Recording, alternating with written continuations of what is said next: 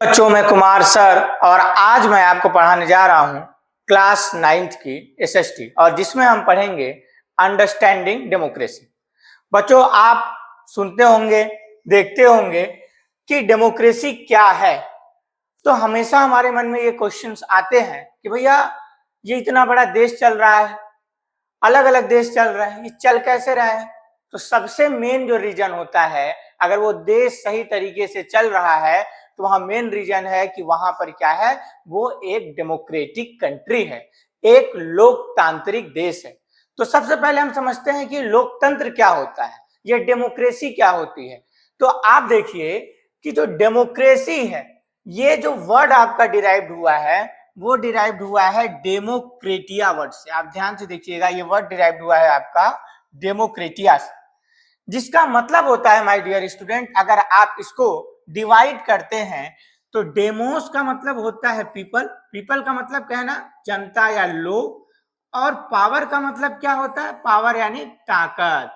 ताकत का मतलब आप समझ ही रहे हैं, बाहुबली स्टाइल वाले ताकत, यानी कि यहाँ पे क्या होना चाहिए आपका, ताकत। पावर का मतलब है कि जनता के हाथ में क्या दिया गया है, ताकत दिया गया है। तो ये जो ताकत आप देखते हैं, ये जो शक्ति जनता के हाथ में दी गई है, तो आप समझिए कि डेमोक्रेसी आपको यह बताता है कि पूरा का पूरा जो ताकत है वो किसके हाथ में है, जनता के हाथ में है। अगर कोई भी सरकार, कोई भी ऐसा नेता जो देश में तानाशाह व्यवस्था बनाने की कोशिश करेगा, तब उस समय इस देश की जनता उस सरकार और उस नेता को पूरी तरह से समाप्त कर देगी। क्यों? क्योंकि लोकतंत्र या डेमोक्रेसी ने इस तरीके की व्यवस्था बनाई है। अब आप देखिए कि meaning of democracy, simple meaning में क्या है, democracy is a form of government in which the rulers, ध्यान दीजिएगा, rulers are elected by the people. यानी कहने का मतलब है कि जो रूलर इलेक्ट होते हैं वो किससे इलेक्ट होते हैं, पीपल यानी जनता से। जैसे अभी आप देखेंगे कि 5 स्टेट में क्या हुआ, इलेक्शंस हुआ। इन 5 स्टेट में इलेक्शंस हुआ और अलग अलग, जैसे बंगाल में बीजेपी ने गवर्नमेंट बनाई, इधर आप देखेंगे तमिलनाडु में, उधर केरला में कांग्रेस और यूडीएफ ने बनाया, और तमिलनाडु में सबसे ज्यादा किसने, अपने थालापति भाई ने बहुमत लाया। तो ये क्या है, यही है डेमोक्रेसी। यानी इन लोगों को चुना किसने, इन लोगों को चुना जनता ने। तो जब हम अपना रूलर चुनते हैं और are elected by the people, और हम उन्हें इलेक्ट करते हैं, तो उसी को कहते हैं हम लोग democracy. This can be achieved by implementing a system of voting in which the majority of people.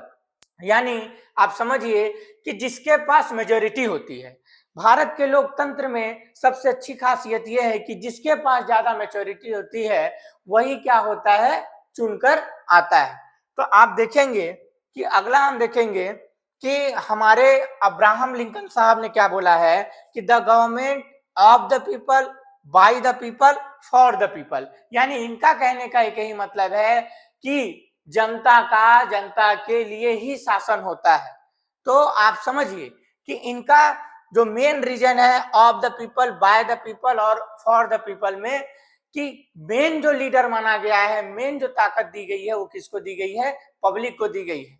अब नेक्स्ट हम समझते हैं कि इसके फीचर्स क्या होंगे। इसके फीचर्स में हम देखेंगे कि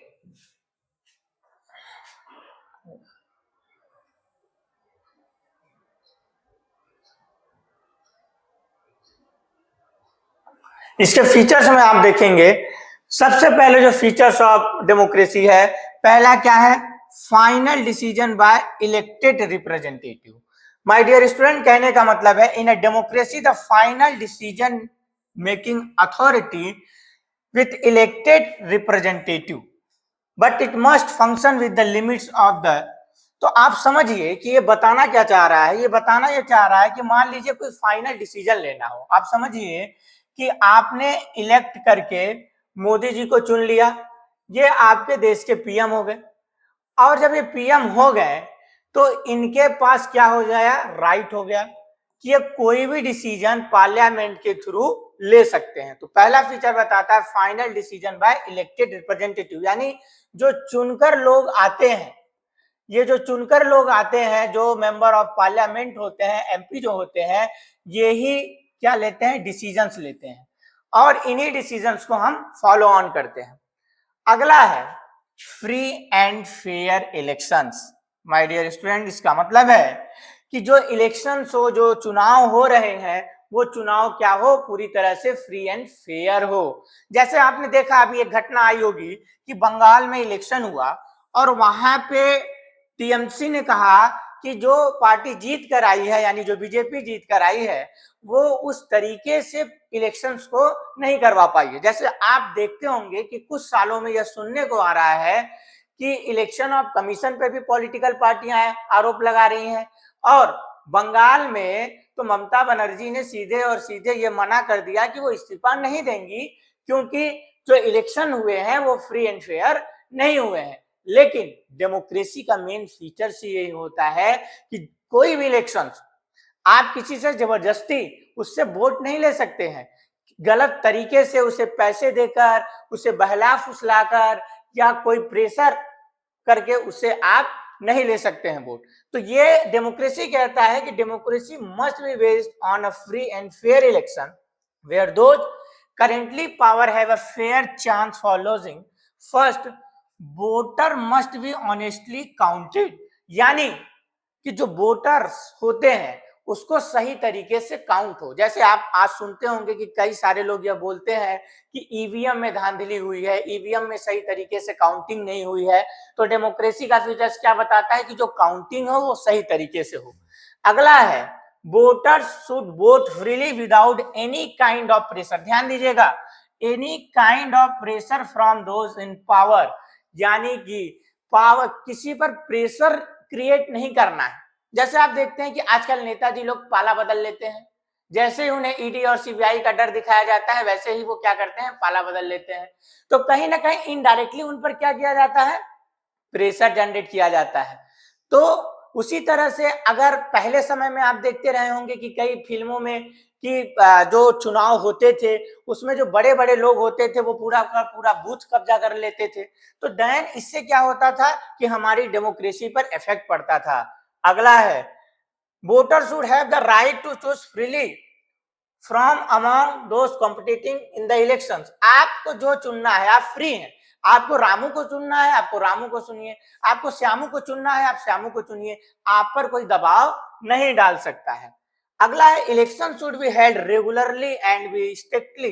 कहने का मतलब है कि भैया इंडियन जो है इलेक्शन कमीशन, इसका बहुत मेन रोल होता है इलेक्शन कराने में और जिसका ही रिस्पॉन्सिबिलिटी है ये इंश्योर करने का कि इंडिया में कहीं भी इलेक्शंस हो वो पूरी तरीके से फ्री एंड फेयर हो, क्योंकि ये कॉन्स्टिट्यूशनल बॉडीज हैं, ये संवैधानिक संस्थाएं हैं।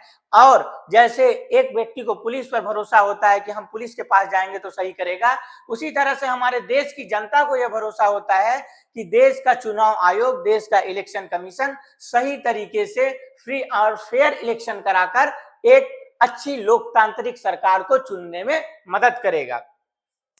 अगला है आपका यूनिवर्सल सफरेज। यूनिवर्सल सफरेज का मतलब क्या है, adult have the right to vote in the election, यानी कि लोगों को वोट देने का अधिकार। कहने का मतलब है कि किसी को किसी बेस पर आप वोट देने से नहीं रोक सकते हैं कि भैया आप काले हो तो वोट नहीं दे सकते हो, आप ज्यादा गोरे हो तो वोट नहीं दे सकते हो, आप महिला हो तो वोट नहीं दे सकते हो, आप देख नहीं सकते हो तो वोट नहीं दे सकते हो। नहीं, हमारे कॉन्स्टिट्यूशन में और हमारी डेमोक्रेसी सिस्टम ने ये बताया है कि यूनिवर्सल सफरेज यानी आप अगर 18 साल के हो या 18 साल के ऊपर के हो तो आपके पास एक वोटर आईडी बनेगी और वोटर आईडी के बाद आप जब इलेक्शंस होंगे तो आप जिसको भी चुनना चाहते हो आप रियल बेस में चुन सकते हो। अगला आते हैं अगले कॉन्सेप्ट पर। तो अगला कॉन्सेप्ट क्या है, फ्रीडम ऑफ एक्सप्रेशन। क्या है my dear student, freedom of expression. आइए समझते हैं फ्रीडम ऑफ एक्सप्रेशन होगा क्या। इसमें सबसे पहले हम देखते हैं फ्रीडम ऑफ एक्सप्रेशन में कि जब हम फ्रीडम ऑफ एक्सप्रेशन में जाएंगे तो ये टॉपिक आपको क्या बताता है। ये रियलिस्टिक टॉपिक है फ्रीडम ऑफ एक्सप्रेशन। आप तब से ध्यान से देख लीजिए, अगर कोई डाउट किसी को है तो आप चैनल पर कमेंट कर सकते हैं और उससे रिलेटेड भी वीडियो आपको मिलेंगे। देन मैं अगला एक टॉपिक लेता हूं आपका, freedom of expression. Freedom of expression में माय डियर स्टूडेंट हम देखेंगे कि ये एक मेन पॉइंट है आज के डेट में, freedom of expression. Citizen should have the right to express their opinion without any fear, यानी आप बिना फियर यानी बिना डर के आप कुछ भी बोल सकते हैं। फ्रीडम ऑफ एक्सप्रेशन कहता है they should be allowed to discuss the policies of the government. अगर आपको लगता है कि मोदी जी ने यह गलत नीति बनाई है तो आपका कॉन्स्टिट्यूशन ये कहता है, आपका डेमोक्रेसी ये कहता है कि आप उसके खिलाफ बोल सके। बात समझ में आ रही है ना? ये फ्रीडम ऑफ एक्सप्रेशन है। आप कॉन्स्टिट्यूशनल बॉडीज के अकॉर्डिंग कॉन्स्टिट्यूशनल तरीके से, संवैधानिक तरीके से अब सरकार की नीति नियत का विरोध कर सकते हैं। यही होता है फ्रीडम ऑफ एक्सप्रेशन। तो ध्यान दीजिए, आपको जब भी लगे कि कोई सरकार गलत कर रही है, आपके विधायक गलत कर रहे हैं, आपका सांसद गलत कर रहा है, बिल्कुल आप एक डेमोक्रेटिक कंट्री में रहते हैं, खुलकर विरोध कीजिए।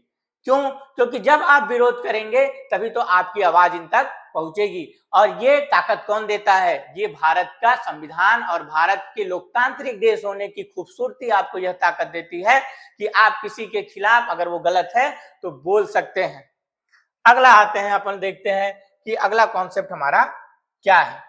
तो अगला कॉन्सेप्ट है फ्रीडम टू फ्रॉम एसोसिएशन। इसका मतलब क्या है? फ्रीडम टू फ्रॉम एसोसिएशन का मतलब citizens have the right to from association, union and political parties. कहने का मतलब आपके पास आजादी है, यानी फ्रीडम है कि आप क्या कर सकते हैं, आप आएंगे और अपनी पार्टी बना सकते हैं। जैसे आपने देखा आम आदमी पार्टी, अभी नई पार्टी ताला फतेह भाई की, टीवे के, ऐसी कई पार्टियां बनी हैं। यानी आपको किसने अधिकार दिया है? आपके कॉन्स्टिट्यूशन ने और आपके डेमोक्रेसी ने दिया है। उसके फीचर्स में आप देखिए, ज्वाइन और live the freely, subject legal, मतलब आप किसी को जबरदस्ती किसी को नहीं कहेंगे भैया आप बीजेपी ज्वाइन करो, समझिए। आप जबरदस्ती किसी को नहीं कहेंगे भैया आप कांग्रेस से ज्वाइन करो। वो क्या करेगा? वो फ्री है, वो जिस पार्टी में जाना चाहता है जा सकता है, वो जो ऑर्गेनाइजेशन बनाना चाहता है बना सकता है, कोई रोक नहीं सकता। अगला है freedom of culture and religion. Democracy allow people to follow their own beliefs and faith, यानी आप अपने कल्चर और अपने रिलीजन को फॉलो ऑन कर सकते हैं। People can openly and freely follow any religion, speak their own language. The right of the minority should not be any way less than those of the majority. यानी हिंदू, मुस्लिम, सिख, ईसाई सब हैं भाई भाई। ये कॉन्सेप्ट किसने बनाया है? ये कॉन्सेप्ट बनाया है आपके डेमोक्रेसी ने, जो पहले ही कहता है कि सबको अपने कल्चर को फॉलो करने का, अपने रिलीजन को फॉलो करने का राइट है। यानी हमें ये हमारा डेमोक्रेसी क्या सिखाता है, हमारा कॉन्स्टिट्यूशन क्या सिखाता है कि हमें किसी भी रिलीजन की बुराई नहीं करनी है, हमें किसी भी रिलीजन के लिए गलत नहीं बोलना है, हमें किसी एक को टारगेट नहीं करना है। क्यों नहीं करना है? क्योंकि हम सब एक है। क्या कहते हैं, मैंने शुरू में एक कॉन्सेप्ट बताता हूं कि आई नहीं वी, तभी देश की तरक्की की जा सकती है। अगला है individual freedoms. In a democracy citizen enjoy personal freedom, freedom of movement, residence, occupation and education. Movement यानी आप कहीं भी घूम सकते हो। कहने का मतलब जरूरी नहीं है कि आप बिहार के हो तो सिंगरौली में नहीं रह सकते, सिंगरौली के हो तो बिहार में नहीं रह सकते, बंगाल में नहीं रख सकते। भैया अपना देश है और हमारे डेमोक्रेसी ने बोला है हम कहीं भी मूवमेंट कर सकते हैं, कहीं भी रह सकते हैं। अगला है आपका रेसिडेंस, हाँ हो गया है। ऑक्यूपेशन यानी कोई भी काम कर सकते हो, कोई जबरदस्ती नहीं बोलेगा भैया तुम पढ़ाओ ही, मास्टर ही बनो, भैया तुम नेता ही बनो, तुम्हारे ऊपर है, तुमको जो चॉइस है वो तुम बन सकते हो। अगला है एडुकेशन, अपनी पढ़ाई खुद से चुन सकते हो, किसी पर जबरदस्ती थोपना नहीं है कि तुम यही पढ़ाई करो, तुम ये पढ़ाई नहीं करोगे तुमको अब MBBS ही करना है, अब तुमको इंजीनियर ही बनना है, नहीं, जो मर्जी वो करो, क्योंकि हमारा डेमोक्रेसी आपको इंडिविजुअल फ्रीडम देने का काम करता है। अगला है rule of law. Rule of law मतलब in a democracy the rule of law, no individual or authority above the law, the policy and military function under civilian control, the judiciary is independent, protect the rights of the individual, and its decisions are respected by the government. A democratic government rules within limits set by constitutional law and citizen right. Rule of the law यानी कानून का राज, कानून के हाथ लंबे होते हैं बाबू मूसा। कहने का मतलब है कि जो कानून है, कानून का राज होना चाहिए। ऐसा नहीं है कि बिना कानून के, बिना रूल ऑफ लॉ के आप देश चला सकते हैं, आप चीजों को चला सकते हैं। ऐसा नहीं है कि कोई एक व्यक्ति किसी अमीर घराने से है तो वो कुछ गलत काम करता है तो उसके लिए अलग सजा बनी है, और कोई गरीब है तो उसके लिए अलग सजा बनी है। सजा सबके लिए बनी है। यानी आप समझिए, all of the above are the minimum necessary features of any country aspiring to be called democratic country in a democracy. आप समझिए कि आपने जो हमारी डेमोक्रेसी को समझा, इसमें हमने ये समझा कि डेमोक्रेसी कितनी खूबसूरत है। और आज आप भारत देश में रहते हैं और भारत देश की डेमोक्रेसी कितनी खूबसूरत है। जब इस देश की डेमोक्रेसी के लिए लोगों ने काम किया होगा, जब पंडित नेहरू और तमाम नेताओं ने इस देश की खूबसूरती के लिए काम किया होगा, सरदार वल्लभ भाई पटेल, डॉक्टर भीमराव अंबेडकर, इन सारे लोगों के कंट्रीब्यूशन से, कई भगत सिंह, और इन सारे लोगों ने इस देश की स्ट्रगल के लिए काम किया, इस देश में आजादी दिलाई, और उसके बाद इतना अच्छा डेमोक्रेटिक कंट्री आपके हाथों में सौंप के दिया। तो हमारी और आपकी जिम्मेदारी बनती है इस डेमोक्रेसी के लिए काम करना, इस डेमोक्रेसी को बनाए रखना। और अगर कभी कोई दिक्कत आए, ये समझ में आए कि कोई सरकार, कोई तानाशाह, कोई भी व्यक्ति अगर इस डेमोक्रेसी को खत्म करना चाहता है तो सबसे पहले आप लोगों को खड़ा होना होगा। देन डियर स्टूडेंट, ये आपको मैंने समझाया कि फीचर्स ऑफ डेमोक्रेसी क्या है। इसी तरह 9th की पूरी एसएसटी को कंप्लीट मैं आपको यूट्यूब के थ्रू पढ़ाऊंगा। आप हमारे लेक्चर से जुड़े रहें। जो भी डाउट्स हो आप कमेंट सेक्शन में जाकर अपना डाउट बता दें कि हमें आपको इस तरीके से चीजों को समझना है। देन अगली क्लास में हम नेक्स्ट टॉपिक को लेंगे, और इसी तरह आप मेरे क्लास में बने रहें।